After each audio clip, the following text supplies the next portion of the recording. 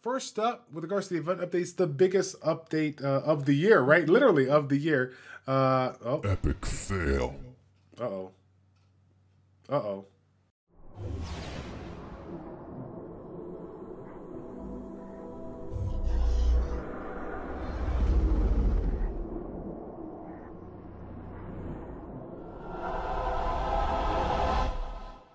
What's going on, everybody? It's Childish. We're back at it again with the next R5 and Chill video for you all today. Thank you guys so much for tuning in.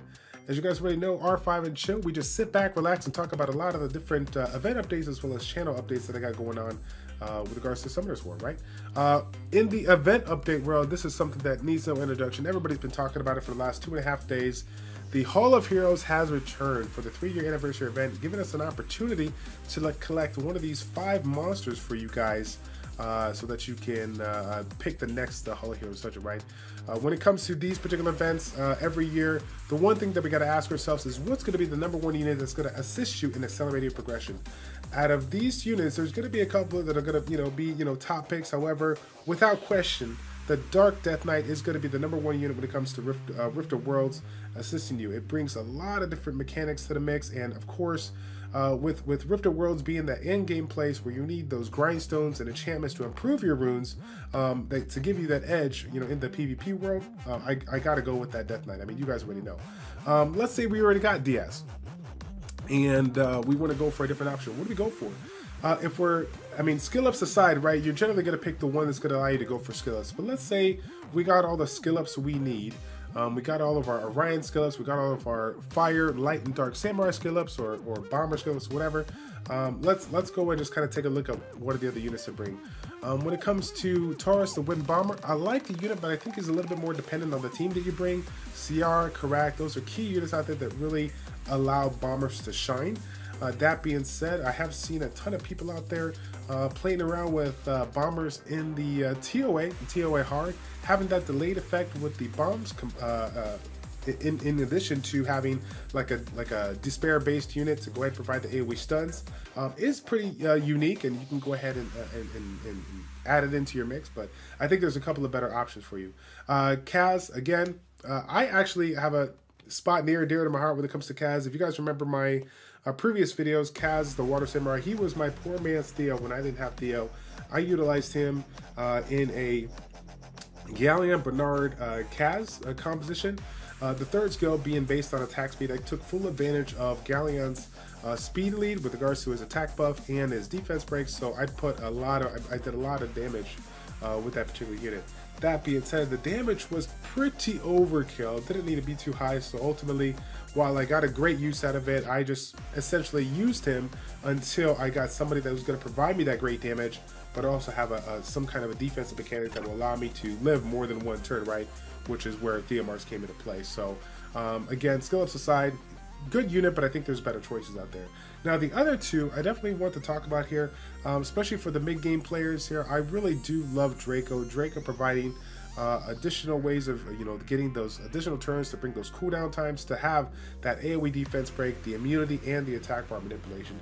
He is a great all-around utility unit, and even though he cannot cleanse the harmful effects, he just gets so many turns with that first skill mechanic that I can't not, it's hard for me not to go that route. Again, if you do have an Orion, if you are a early to mid or mid to late game player that has an Orion and you understand the value of it and what it can bring to you on the PvP side, one thing to consider is going for Draco so you can have those Orion skills. But make sure that you utilize those skill ups trying to get that third skill max. If you already have that third skill max, that's all you need. You can save the rest, focus on a different Brownie Magician down the road, right? Next one up, we have ourselves, I think it's Aratus. You know how to pronounce that? The Light Sylph. I think actually this is a pretty good unit. A lot of criticism that this one has gotten over the past is that the damage multipliers is not the greatest. But I kind of go back and forth here. I mean, if you guys are familiar with Bain Solidor, former Educate Nominate guest, current YouTuber out there for the Euro side on the Euro server, he has shown time and time and again the Light Sylph in action, being able to use that in combined with your AO Cleave team so that you can take care of that issue with regards to elemental advantage or disadvantage, right? When you're building that AO team, one of the things that we always try to do is bring 2 different AoE elements so that we can counter currently, what we see in the meta. But by having the light and dark unit, if you don't have a light and dark AoE unit already, like the light and dark samurai, then the light sylph, having double AoE, and then of course that stun mechanic on the first go really isn't too bad of an option, especially if you're one of those people that do have a combo that's going to bring that strip mechanic and allow you to use a sylph that can potentially stun the opponent and delay him from using whatever kind of skill they're trying to bring to the mix. So again, Draco or the light sylph, those are going to be my top picks outside of skill ups when it comes to all 4 units. But skill ups aside, do what you got to do to get it done. With all the skill ups considered, keep in mind that the light sylph is something that you can get skill ups for in the fusion hexagram, so don't waste your skill ups on that. And as always, don't forget to keep at least one light and dark unit. It is a light and dark, it is a light 4-star unit, so why not keep one just in case you decide to build one in the future. And then if you keep that one, you can always get more skill ups through Beretta in the fusion hexagram. Okay, so that's going to be it for the HOH. I hope you guys have get it done and get everything all set up, get those Diaz 6-starred out. I'm really excited to see which one you go. Please put it in the comment section. Let me know what you guys are going to do. I'm looking forward to hearing back from you on that. Okay. Next one up today is Friday, and this is the day after our weekly Summoners War Primetime event where we save a ton of scrolls for you guys. Hop on over to Twitch and go ahead and summon them and give you an opportunity to win some cash and prizes and whatnot.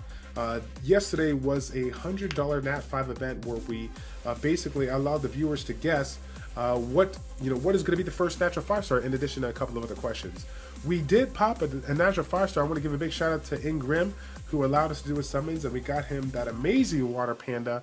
But unfortunately, we did not have a winner. We did not have anybody that chose the water panda as one. So today is just going to be a quick update for you guys. Every single Thursday, 5:30 p.m. Pacific Standard Time, I'm going to be live over at Twitch. That's going to be at twitch.tv/Childish402. So that you can stop on by and take part in the event that we call Summoners War Prime Time. I want to give a big shout out once again to PlexChat, who is the one that's hosting this event, that provides all the cash and prizes for these particular events throughout the night here. So hopefully you guys can stop on by. Keep in mind though, with regards to the summons, even though I do a couple of summons every so often on my account, I basically save up what I got through the week. I can, as always, I can use your help. So again, if you are part of the stream, like to enjoy it, and maybe you have been saving some summons along the way and you want to be featured on the channel, this is going to be a great opportunity for you. Keep in mind that while we do these progressive jackpots for the $150 Nat 5, ultimately it comes down to having as many scrolls as possible so that we can have the best advantage to summon that Nat 5 for you. Otherwise, we just go up to the next increment, which would be $200 2 weeks from now. So if you are interested in having me do a summoning session for you, I would be super honored to get it done next Thursday night. If you're interested, I'm going to provide the information right here, so you can go ahead and contact me with the details, and we can make the necessary arrangements to get ready for that next Thursday. I think that next Thursday is going to be what, the 27th? Or yeah, the 27th. So April 27th, it's going to be going down, $150 Nat 5. Who's going to win it? I hope one of y'all do. Okay. Last but not least, that's pretty much it for the big events that we got going on through the channel. When it comes to just my personal stuff here, you guys know that you can see in the R5 team, we talked about the light Kung Fu girl. I was particularly waiting for Hall of Heroes to potentially get one of the Kung Fu girls, like the fire the fire HOH to come back, but we didn't. So now I'm just gonna have to wait for future skill ups and get it done, or get it done through the fusion hexagram. That's probably gonna be the way to go for me.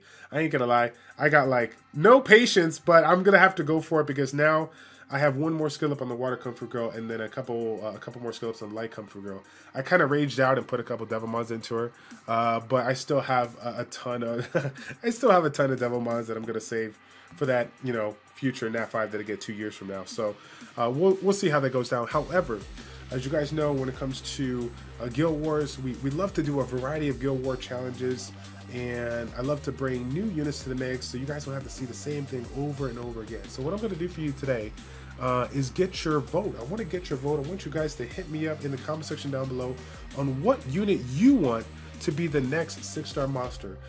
If you guys have been seen a couple different series that have been doing, these last few months. One of them is that Benchwarmer battle series where we take 5-star level 35 max monsters and take them into the RTA versus different influencers or versus some of the subscribers on Twitch when I stream to see how we do, go head to head with some of the units that have been sitting in our monster box for quite some time.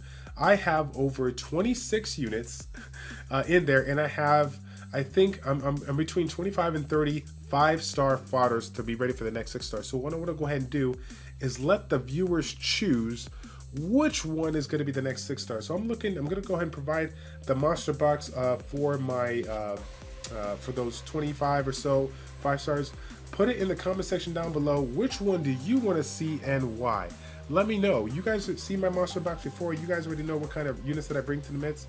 Should I, consider building a particular unit over the other? Let me know. I'm looking forward to hearing your feedback on that, all right? So that's going to be it, guys. Go ahead and mark your calendar, April 27th. We're going to be at twitch.tv/childish402 to get that $150 NAF5 event going on. Looking forward to hearing back from you, and I want to see you all there soon, all right? Thank you all so much for tuning in for this episode of R5 and Chill. It's your boy Childish from ChildishPlays checking out. Take care, and we will see you next time, guys. We're out.